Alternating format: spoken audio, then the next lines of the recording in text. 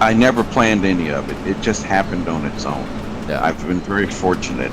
I'm like any human being. I've had tragedy in my life too, and I have physical illnesses that I have to live with every day. I live in a lot of pain, and so on and so forth. But my full time job with the board is probably the best job I've ever had as far as benefits, because you're a government employee.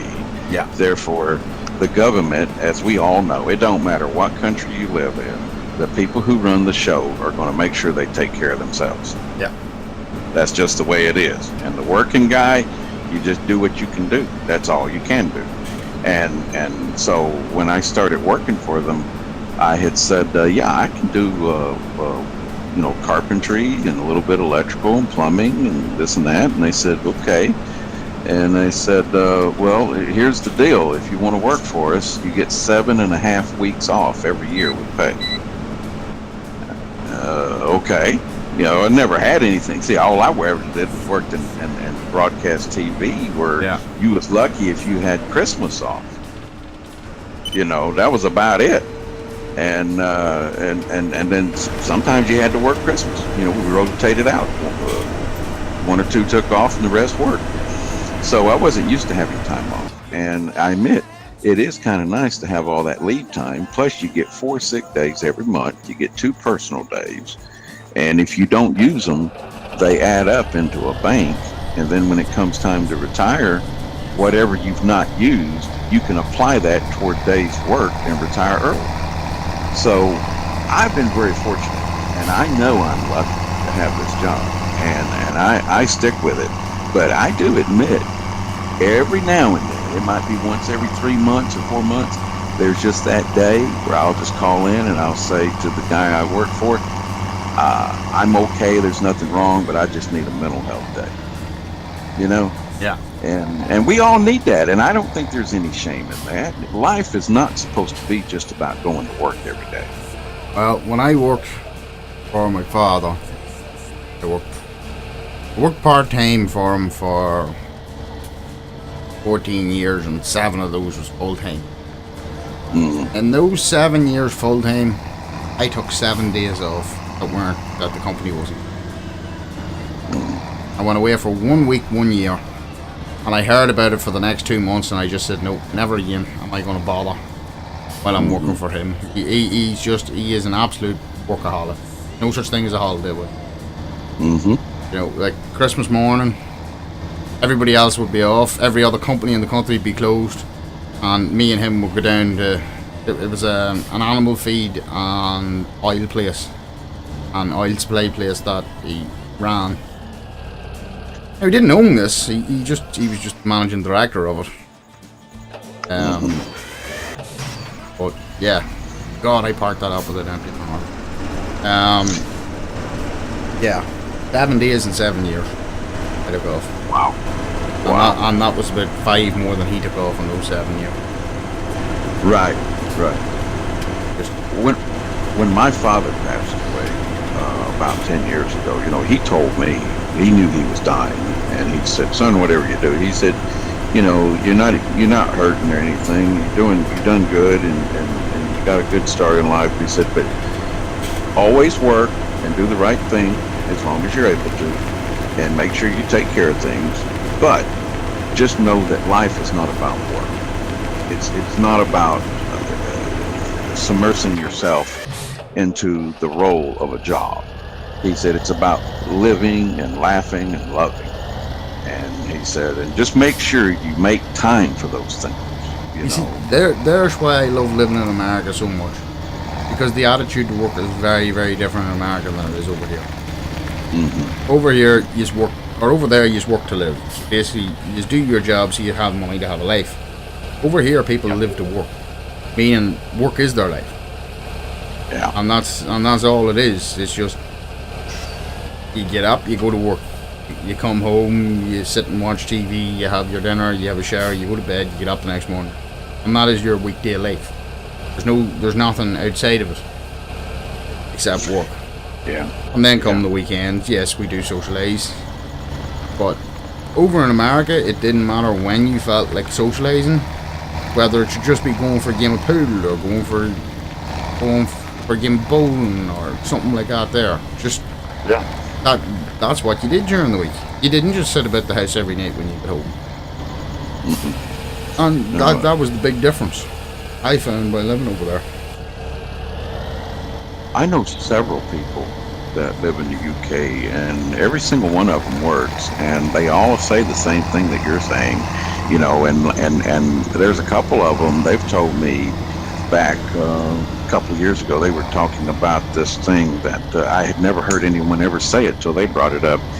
You got a thing over there called zero contract hours, Yeah. and that sounds like a bad deal to me. Oh, it is. It's a terrible bad deal. Yeah, I don't like that. For part-time And, workers, it means you're tied into a company and you still have to give them 2 weeks notice if you want to leave. But technically speaking, if they have no work for you, they can just ring you up and tell you, oh, don't bother coming in and we're not going to pay you. And it's not, it's again, it's one of those things that doesn't help. It's supposed to help out the wee person, the person who's struggling to get work, but it doesn't. It helps out the big guy.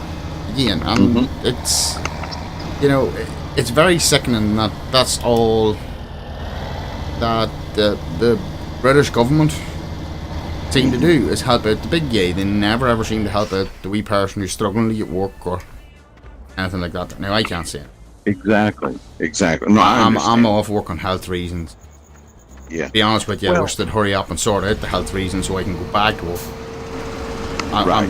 My feet's getting itchy again. Don't get me wrong, I love streaming full time. I genuinely do. And if I got partnered and had to do it as a job, then I would seriously consider not looking for work or not going back to work. But at the minute, financially, I can't be sitting around games all day, every day. And I need the extra financial income of a job, and the government's just not letting me go to work at the minute. Right. Well, the doctor. No, I understand. I really do. And I, you know, we have similar systems here.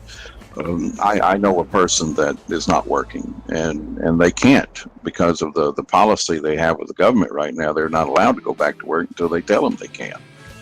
And that's just the way it is, you know, if they want to keep that situation going. And it gets complicated. People live lives, and each life is different. There's no two people that live the same life, and your health is unique as you go from one person to the next.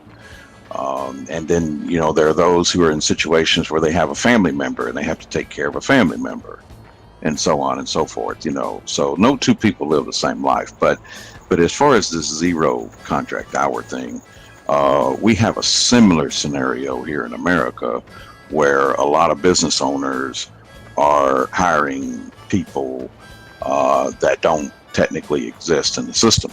Yes. And what they're doing is working them for less than minimum wage. And Yeah, they're I'm on the also, multiplayer. You know, they're taking away jobs from taxpayers. So you're right. I mean, there's a lot of people in high places. They don't take time to take care of everybody. They just take care of the business owners. Fortunately, that's just the way it is. Yeah. And people tell you, oh, that's just life. And there's got to be a better way of doing it. Yeah. And of course, now, you know, we are mandatory now. Every person has to have health insurance now. Yeah. That's mandatory, and if you don't, you have to pay a fine at the end of the year. So they're going to get you money one way or the other. Yeah. But you know, as far as streaming goes, you know, a lot of people who's never streamed, I don't think they understand how demanding it is. It's not like you're out chopping down trees all day long, but when you sit at a computer 5, 6, 7 days a week, and you stream so many hours a day, it takes a lot out of it. It does, and it's not just the streaming. It's the other stuff involved. I don't think people realize. People think, oh, he's just sitting there playing games. It's trying to keep the thing entertaining, and thinking to yourself, how do I change this up now? Keep my viewer numbers up, or to get viewers back that I've lost, or you know. Maybe not so much for the likes of you, Clyde, because you do it for fun. Like, you're never trying to make a career out of it. Whereas I'm at the point now where my numbers were that good. Now they've died off because I swapped and changed games, but I know they'll come back to me. So it happened to me before, and then when I went back to the game, but yeah, I'm at the point now where I have to start thinking, right, what have I changed that I've lost those viewers, or how do I get my viewer numbers up, or what do I need to do next to get Twitch to look closer at my channel? And you know, it's demanding, and you're thinking about it all the time. Like, I'm going to bed at night thinking about, right, if I do this tomorrow, will that help or will that hinder me? And you know, there's a lot of thinking involved in it. A lot of offline stuff that the people don't see. You know. Yeah. It's complicated. I mean, because Twitch is an advertising agency, is what it is. Yeah. And that's their purpose, sell advertising. And plus, they make money through each streamer because of the sub system and so forth. and since Amazon took over, you know, they're trying to incorporate a lot of new different things. There's consultants who work 24/7 on just how to make Twitch better. That's their job. And they're being paid by a multi-billion-dollar company. The only thing I could say to anybody is, one, you need to be consistent, because you can't be any other streamer than yourself. That's the only person you can be. If you're going to be believable, you know, people believe in you, and you have to keep it simple. You can get complicated trying to analyze how to be a professional streamer. It can get real complicated real quick. But I find it's better to stick to what I call the KISS policy. KISS. Keep it simple, stupid. Yeah. That's how I live my life. And the most important thing is you got to ask yourself, what kind of streamer do you like to watch? I'd hate to watch somebody like myself. You know, but there's somebody out there that likes you. You know, there's somebody that likes you, and those are the people that you draw to. Is they like who you are, and you know, like one of the greatest actors, I like him, Clint Eastwood. He had a young actress on the set, and he was directing the film. And she was like, well, what do you think I need to do for this scene? And he said, be yourself, because I hired you because I like you. Yeah. I like who you are. I like what you do. I like the way you talk. And I just want you to go out there. And when I say action, I want you to be yourself. Hello, Stags. She went out there and did the thing. Stags in Discord? Oh. No, he's not. Starting up with JD Tazzy, thank you very much for the host, brother. Much appreciated. How are you doing today, Tazzy? Yeah, but that is it. Be yourself, and if you can't be yourself, then streaming's not for you. No. And you have to be consistent. Because people are intelligent, and they will work out who's being fake and who's being real. Right. You know. They will find that out. Yes, I know what the silos do. Get the way that question mark, even though you turn help off, still shows up every time you go to tip something. But yeah, that's one bit of advice. And like, people come to me and, Johnny, how do you get your numbers? And it's basically like this. The reason I have the numbers I have is because when I was out of work, I was streaming 12 plus hours every day. And when people come on Twitch and they see, oh, he's on, I watched him last night, sure, I'll watch him now and see what he's up to this morning. People like that. People like that consistency. And that's one of the reasons why I do as well as I have done. Right. Because of the hours I spent grinding. Right. Well, and also the type of games you play, you're going to have a certain core audience. Yeah.